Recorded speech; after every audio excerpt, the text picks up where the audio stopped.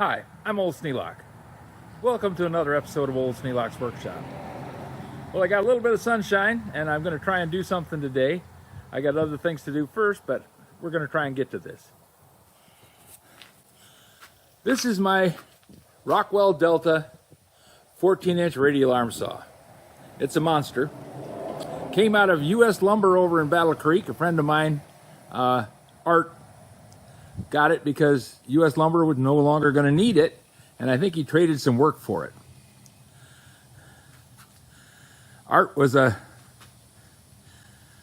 house builder, and I think he had intentions of making rafters on it. But it never did get done because he was always so busy building houses he didn't have time to do anything like this. And he wasn't really skilled as an electrician, which is what it needed. When he and his wife decided to move out east, they decided to leave this behind along with a 14-inch table saw and said, "Dave, we know you like wood and tools to cut wood. Would you like these two saws? If so, come and get them." So I loaded up the trailer and drove up there and with a couple of winches loaded it onto the back of the trailer and hauled it home. At the time, I had a 60 by 60 barn and a hog barn. Hog barn was 60 by 40. The big barn was 60 by 60. So they were both rather large. I had the workshop in the hog barn, and this fit in there pretty well. But with this and the table saw together, it took up most of the room that I had set aside for woodworking. So the table saw had to go. I traded that for a wood stove, a peacock style wood stove, which was one of the best deals I've ever made. That stove heated that whole barn, even though you could throw a cat through any one of the walls standing in the middle. It was in pretty rough shape. Over time, I did manage to close up the walls and replace the windows and get things somewhat sealed up, but all that did was make it so I only needed a smaller fire in the peacock. So I kept the radial arm saw. I had to go through and rewire it. I put a long cable on it because the length of cable that I had, and I said, well, I'm not going to cut it. So I just wired it directly to a junction box or a single phase 220 disconnect that I mounted on the wall, and wired it into that, checked the wiring on the motor, got it running. Works great, no problems at all with the motor. It's a monster. It spins a 14-inch blade. I believe it has a 7.5 horse motor, and looking at the size of that, I'm not worried about saying 7.5. I'm pretty sure that's what it was. So it is quite the deal. When I brought it over here, I didn't have room for it, really, but I put it on those casters on that frame underneath it and pushed it into the back, and it set against the back wall of the garage. Well, now that the Annex is open and I've got room, I'm going to move it from here to the Annex, mostly so that I can get the truck in all the way. There's a box with a sandblaster in it up there, too. That's going to go out to the Annex, along with that 6-cylinder engine for the tractor. So that is the purpose and point of doing this, is to make more room in the garage. I've got all this machinery alongside here, the welders and the compressor and the molding machine, the planer molder. All that stuff's going to go out to the Annex. So that's the plan for today. Sometime later this evening, I have the hydraulic hoist on the back of the tractor. Should pick this up. It's actually what I took it out of the truck with. I used the engine hoist to pick it up and set it on the floor from the truck. So I know it'll lift it. I'm going to pick it up, take it out, set it on the floor of the workshop, the Annex, and probably wheel it against the back wall, but I have to get the racks out of the way first. So that's a job that's going to take a little while to get to. When I first got it, it had a terrible table on it. I used a piece of 3/4 inch plywood That was back in the day when you could actually go buy a piece of 3/4 inch plywood without a mortgage. So I bought a piece of 3/4 inch plywood, AA, and made a table out of it.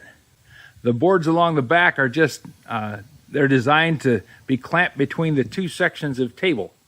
There's a split right at that point, and the table will separate. You can drop two boards in there, clamp the table up, and it ends up square to the blade. If you need to change out the boards because something happened to them, then you just loosen the thing up, drop a new board in, off you go again. So this was a big find for me. I was happy to bring it home.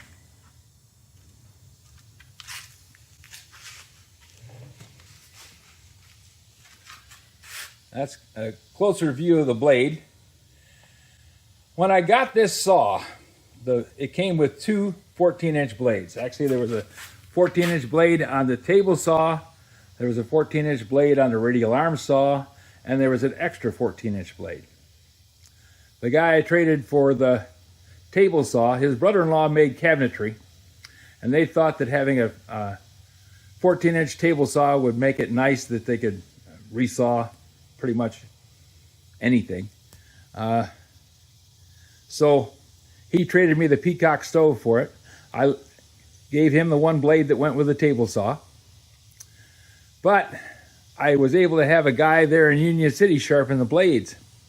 So I had two sharp blades, and one still on the saw blade carrier out in the workshop, or out in the annex, I should say.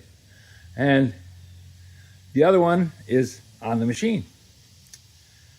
Well, the guy who sharpened the blades retired, and I didn't find out about it till after all the equipment was gone. Somebody sold it, or his family took it, or something happened to it. All I know is when I went out there next time, there wasn't anybody living at the trailer. So I said, well, okay, I'll have to find somebody to sharpen saws.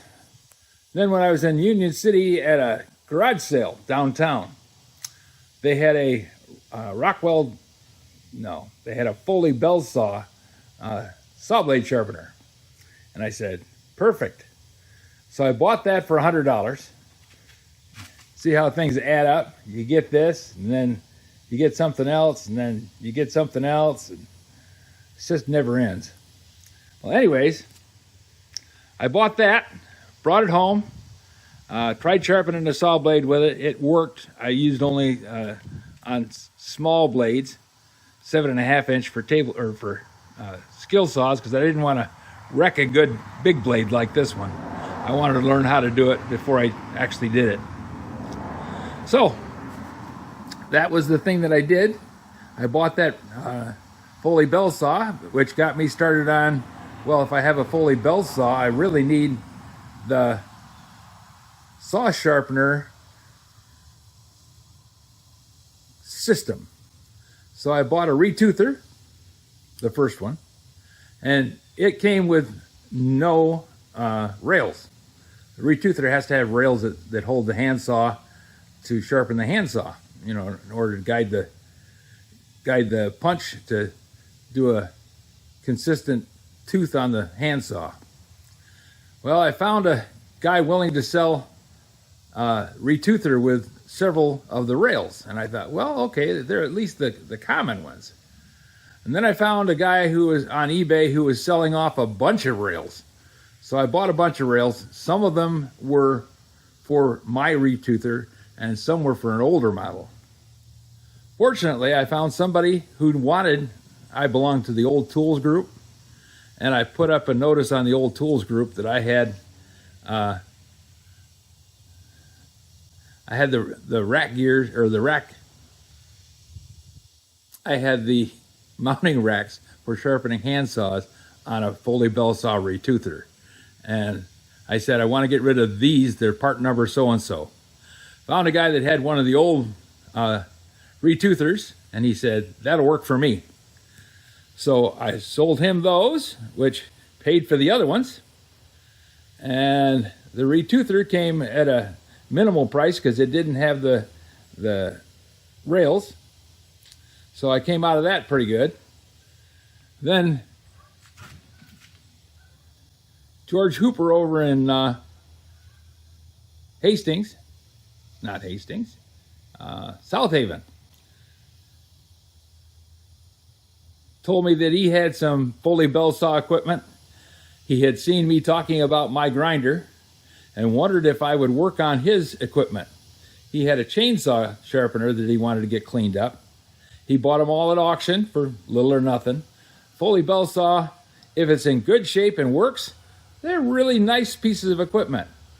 If somebody just had it stuck in the barn because their grandfather bought it back in the 50s when he got home from the service, thinking he was going to start a business, because that's what Foley bell saw was doing. They were setting up businesses for people, selling them the equipment to sharpen saw blades, also planer blades and knives and mower blades and just pretty much anything.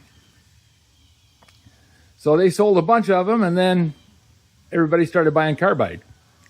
And the blades weren't really capable of being sharpened on Foley bell saw equipment. Now, you can buy diamond wheels and do that kind of thing, but it's not the precision that a CNC-operated saw sharpener can do. And with a carbide blade that costs anywhere from $50 to $100, I imagine they're higher now with Biden's inflation going, then you were pretty much out of business. There wasn't that many people buying hand saws anymore, so the saw filer was not much worth, and the retoother went with the saw filer. So the rack gears and the saw filer and the retoother are interesting pieces of antique tool, except for a guy like me who owns, well, you've seen the rack. I have a lot of hand saws. I thought I was going to get into the thing of sharpening hand saws, and I had such bad luck with the first one that I sharpened. I said, I'm going to buy a bunch of junkers, and I'm going to practice on junkers and see how well I do. Well, after the second one, I was sharpening hand saws. There wasn't anything wrong with the hand saw that I sharpened. I did a lot of studying. I learned how to do it. I practiced, and I wore one completely out. And then the next one came out pretty good. Then the third one was really good. So now I'm capable of sharpening hand saws by hand.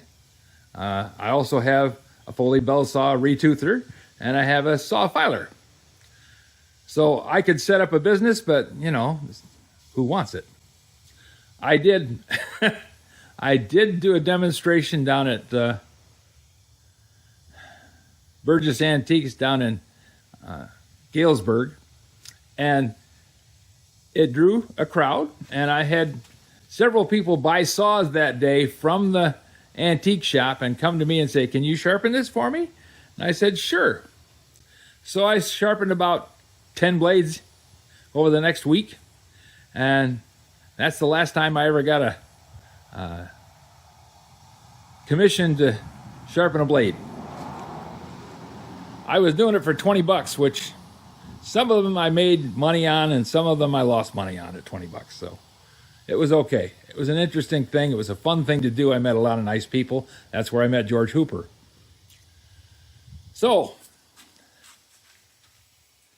now I need to get this thing up and out of the garage. I wanted to move it out so that I had room for the truck to go back into the back.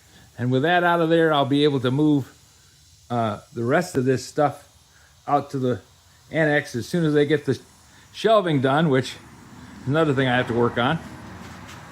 So we'll see what we can do.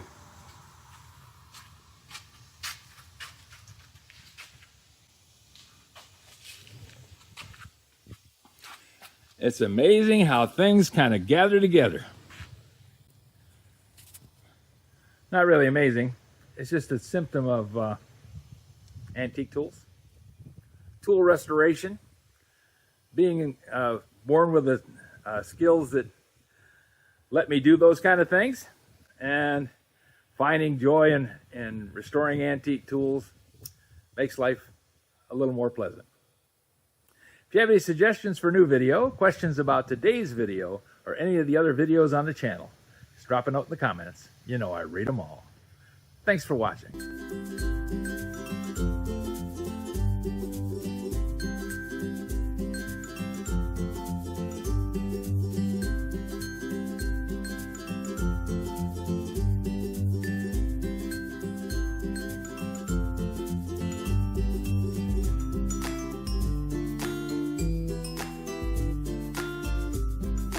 This video is not to be viewed by anyone under the age of 13 in the U.S. or 16 in the European Union without the express written permission of the parents or the legal guardians of the underage person. Such written permission must be on file at the local government entity in charge of enforcing the rules and regulations established by the FTC. Anyone violating these terms is admitting by default that they hold harmless the owners and operators of this channel. Any and all questions should be addressed to your local branch of the FTC.